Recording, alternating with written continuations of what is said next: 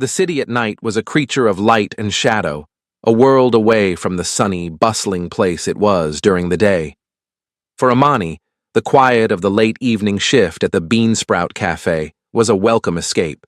It was a small, cozy place tucked between a laundromat and a closed-down bookstore, smelling always of roasted coffee and vanilla. At 20, life was a balancing act between college classes, this job, and sending money back home to her mom. She wiped down the already clean counter, the soft cloth moving in slow circles. Her thoughts were on a difficult psychology paper, her brow slightly furrowed in concentration. The only sound was the low hum of the refrigerator and the distant whoosh of a lone car. The sharp ding-a-ling of the door chime cut through the silence like a knife. Amani looked up. A polite, "We're about to close," ready on her lips, but the words dissolved before they could form. 3 men walked in, their presence instantly sucking the warmth from the room.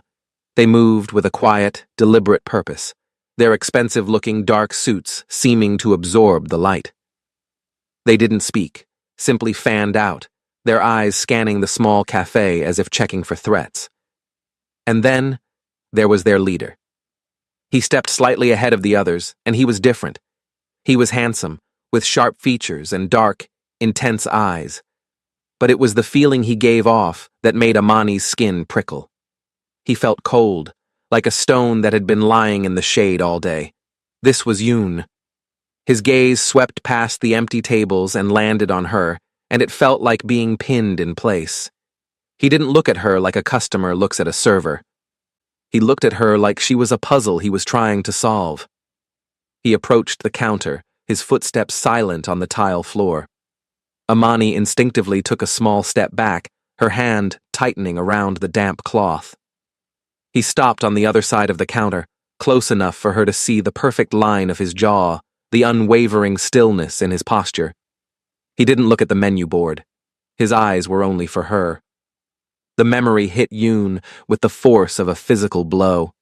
It had been 3 days ago. He'd been in a car across the street, handling a tense, unpleasant piece of business. His window was down, and his attention, for just a moment, had been stolen. He saw her through the large window of the cafe, laughing with an elderly customer. Her laugh was bright, a genuine, sunny sound that seemed to cut through the grimy tension of his own world. She had tucked a loose curl behind her ear, her smile warm and easy. In that single, unguarded moment, she looked like pure joy, a feeling so foreign to him it was almost painful. He hadn't been able to forget her face. Now, standing before her, the contrast was jarring. Her warmth against his cold, her nervousness against his control. The words left his lips in a low, hushed whisper, meant for her ears only. "I want some sugar, so I'm having you tonight." The air left Amani's lungs. Her heart hammered against her ribs, a frantic drumbeat of fear and disbelief. The words were so bold, so possessive, it felt like a violation. But then, a spark of defiance ignited deep within her. She was not a thing to be had. She straightened her spine, meeting his intense gaze, her own eyes flashing with a fire that surprised even her. "No," she said, her voice remarkably steady. "You can't just have people." A flicker of something, not anger but profound surprise, passed through Yoon's dark eyes. It was there and gone in an instant, but Amani saw it. He was so used to people flinching, obeying, or looking away. He was not used to being told no. He didn't reply. He simply held her gaze for a heartbeat longer, as if memorizing the fire in her eyes, then turned and walked away. A single, sharp nod to his men, and they all filed out as silently as they had entered. The door chimed again, and they were gone, leaving behind only the scent of cold night air and expensive cologne. Amani let out a breath she didn't realize she was holding, her knees feeling suddenly weak. She leaned against the counter, the encounter replaying in her mind on a dizzying loop. The cold look in his eyes, the whisper, her own brave refusal. Who was he? The following days were normal on the surface, but Amani found her thoughts drifting back to that intense, silent man more often than she cared to admit. It was on a Thursday, as she was taking a shortcut through a less crowded park on her way home, that the memory came crashing into the present. A group of loud, rough-looking men noticed her, and one of them stepped into her path, saying something unkind. Amani's heart sank, a fresh wave of fear washing over her. Problem here? The voice was calm, low, and familiar. Yoon was there, leaning against a lamppost she could have sworn was empty a moment before. He wasn't looking at her. His entire focus was on the man blocking her path. He didn't raise his voice, didn't make a threat. He simply pushed himself off the lamppost and took one step forward. His expression was neutral, but the air around him crackled with a dangerous energy. The troublesome man, seeing the cold promise in Yoon's eyes and the two other suited men now visible a few feet behind him, paled. He muttered a quick, "My mistake," and he and his friends scattered like startled birds. The park was quiet again. Yoon finally turned to look at Amani. "This isn't a safe way to walk home," he said, his voice softer now. "It's the quickest," she managed to reply, her voice a little shaky. "Not tonight, it isn't," he said.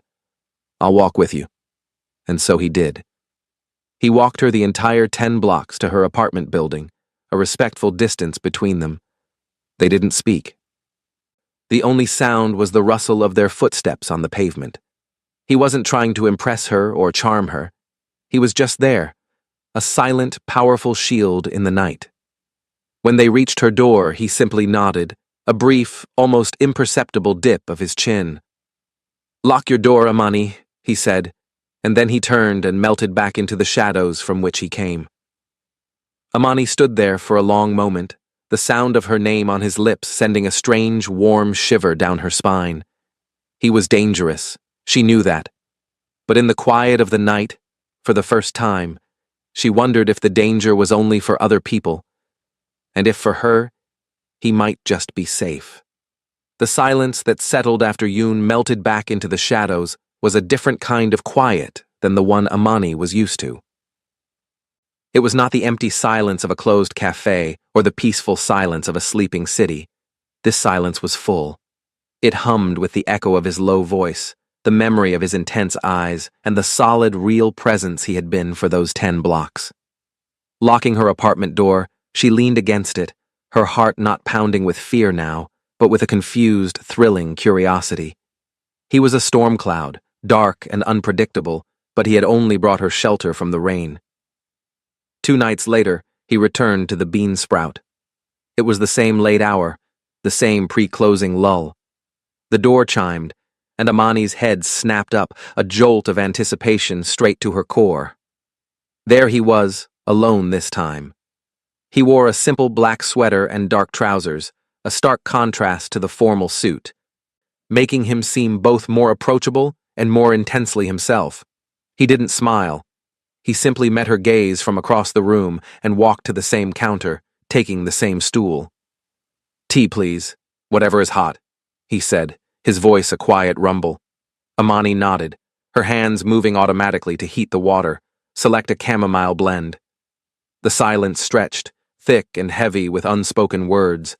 She could feel him watching her, his gaze a physical weight. She placed the steaming mug in front of him. "Thank you," he said, his fingers brushing against hers as he took it. A spark, small and electric, jumped between them. He didn't react, but his eyes held hers for a fraction too long. "For the walk," Amani finally said, her voice softer than she intended. "You didn't have to do that." "Yes," he said, the single word leaving no room for argument. "I did." He took a slow sip of his tea.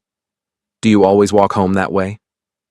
And so it began, a hesitant, fragile bridge built one question at a time.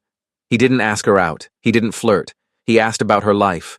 He learned she was studying to be a teacher, that the thought of standing in front of a classroom of young minds filled her with a nervous excitement. He learned she sent money home to her mother in a different state, that she missed her family with a deep, constant ache. In return, he offered her fragments of himself, pieces of a puzzle she was desperate to solve. He spoke of a life of heavy responsibility, of a family that was not like other families, of a name that carried weight and expectation. He never said the word mafia, but she felt its shape in the spaces between his words, in the way he talked about loyalty, about protecting what is yours, about the difficult choices that left shadows in a person's eyes. Their meetings became a secret ritual. He would appear just before closing, 2 or 3 times a week.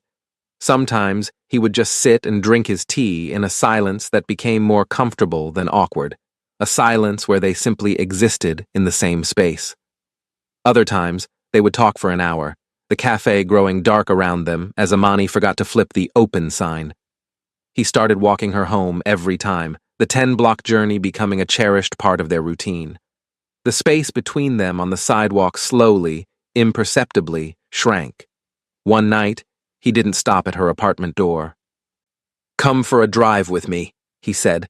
It wasn't a command, but a question held in a low, hopeful tone. Amani, without a single thought of her usual caution, nodded.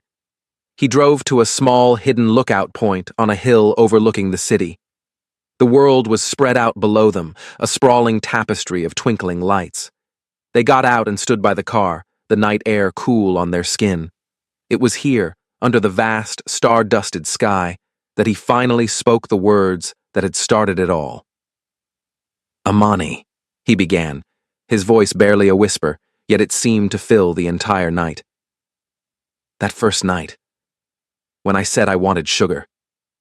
He turned to face her, his expression more vulnerable than she had ever seen it. "I wasn't talking about the kind you put in coffee. My life, it is a very dark place. It is all about power and fear and cold, hard choices. I saw you through that window, laughing. You were so full of light, so full of warmth. It was like seeing the sun for the first time. When I said I wanted sugar, I meant sweetness. I meant kindness. I meant you. I saw your light, and my darkness wanted it. I was drawn to your warmth." Tears pricked at the corners of Amani's eyes. All the fear, the confusion, the mystery of him suddenly melted away, replaced by a profound, aching understanding. He wasn't a monster. He was a man who lived in shadows, desperately reaching for the sun. She reached out, her hand finding his. His fingers, always so steady, trembled slightly as they interlaced with hers. "You don't have to live in the dark all by yourself," she whispered. He lifted his other hand, his touch impossibly gentle as he cupped her cheek, his thumb stroking her skin. He leaned in slowly, giving her every chance to pull away. She didn't. She rose onto her toes to meet him. Their first kiss was not a claiming, but a promise. It was soft and searching, a slow, tender exploration that spoke of deep longing and newfound hope. It tasted of chamomile tea and the cool night air and a future they were only just beginning to dare imagine. When they finally parted, breathing each other's air, he rested his forehead against hers. "Amani," he breathed, her name a prayer on his lips. From that night on, their world became a private universe of two. They found hidden places, a quiet bench in a forgotten garden, his car parked by the sea, the rooftop of her apartment building at dawn. They talked for hours, sharing stories from their childhoods, their dreams, their fears. The tough, unyielding man she had first met revealed a dry, clever sense of humor that could make her laugh until her sides hurt. He showed her a deep, almost poetic way of seeing the world that he kept locked away from everyone else. In turn, she showed him simple joys, the fun of trying a new food, the comfort of a shared blanket, the peace of just being held. Their intimacy grew, a slow, burning fire. A touch on the small of her back as he guided her through a door. His arm slung comfortably over her shoulders as they walked. The way he would tuck a stray curl behind her ear, his knuckles grazing her cheek. Every point of contact was a new discovery, a silent conversation. It was a spicy, simmering tension built not on rush, but on a deep, growing certainty. They were learning the map of each other, not just with their hands, but with their hearts. He was her dangerous protector, and she was his safe harbor.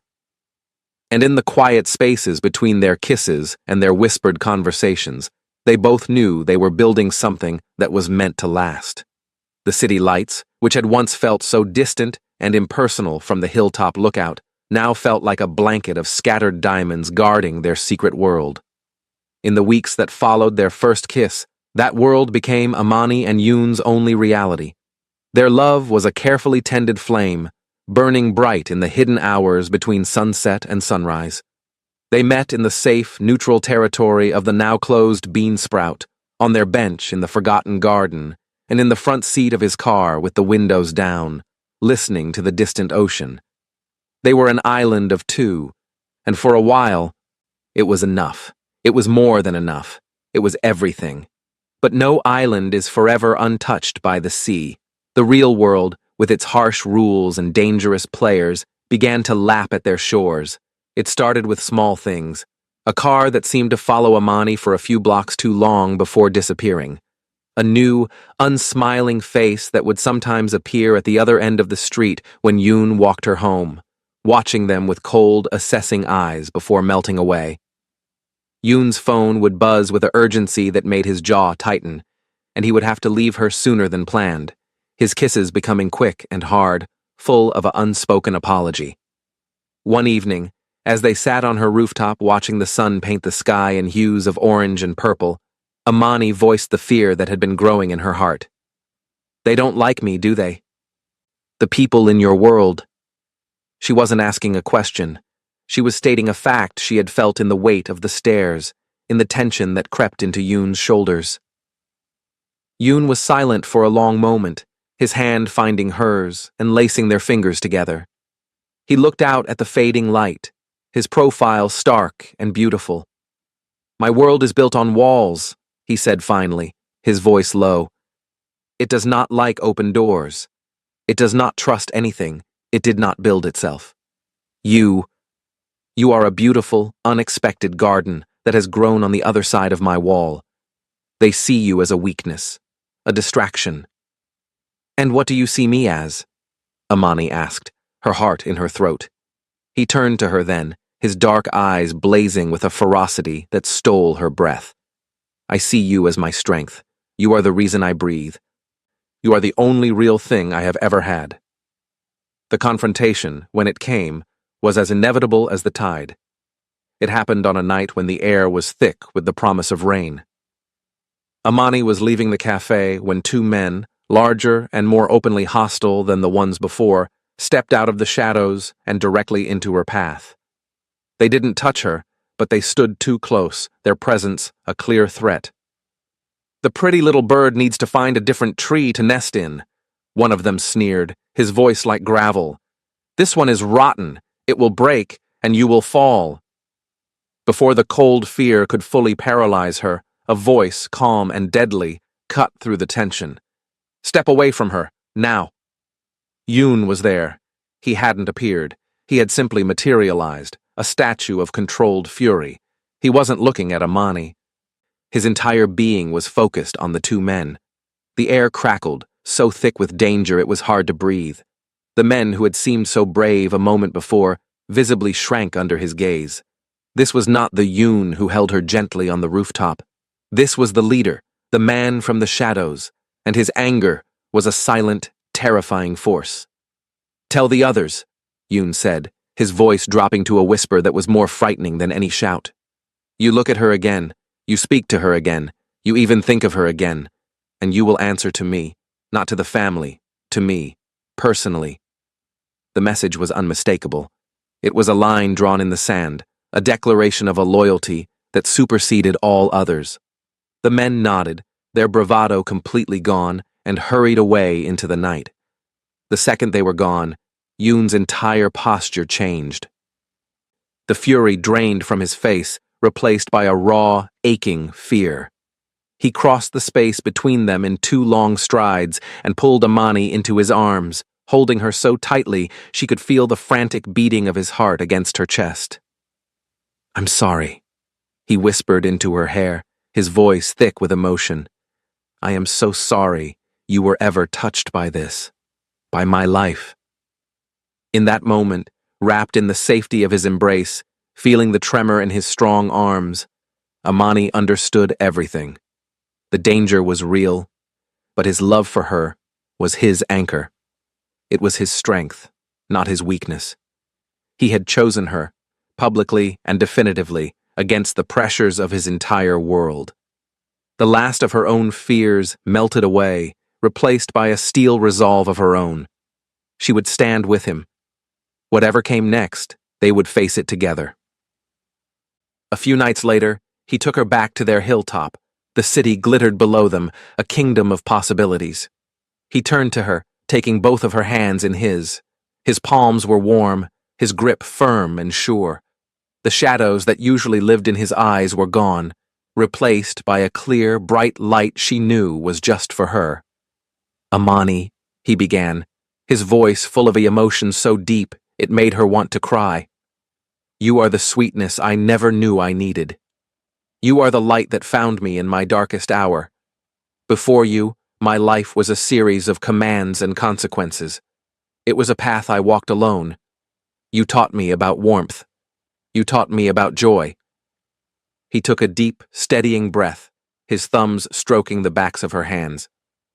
"I don't want just tonight. I don't want just tomorrow. I want every sunrise and every sunset. I want to build a life with you, a real life, away from all the shadows. I want forever. Will you stay with me? Will you choose this, choose us?" Amani felt the happy tears well in her eyes, spilling over to trace warm paths down her cheeks. She didn't need to think. She had known her answer from the moment he walked her home in silence, from their first kiss under the stars, from the way he had stood as her shield against the world. She reached up and placed a hand on his cheek, feeling the strong line of his jaw beneath her palm. "My forever," she whispered, her voice clear and sure, "started the moment you walked into that cafe and I found the courage to tell you no. It started the moment I saw the good man hiding behind the tough one. I choose you, Yoon. I choose us. Forever." A slow, beautiful smile spread across his face. A sight so rare and precious, it felt like a gift. He leaned in and kissed her, and this kiss was different from all the others. It was not a promise of what could be. It was a seal on what now was. It was a kiss of forever, deep, tender, and filled with a love that had been tested and had emerged unbreakable. He held her close, his arms a fortress around her, and they stood together for a long, long time, two souls who had found their home in each other, their future shining as brightly as the city laid out before them. Did Amani and Yoon's journey capture your heart? If you were swept away by their story of a love that conquered darkness, then you won't want to miss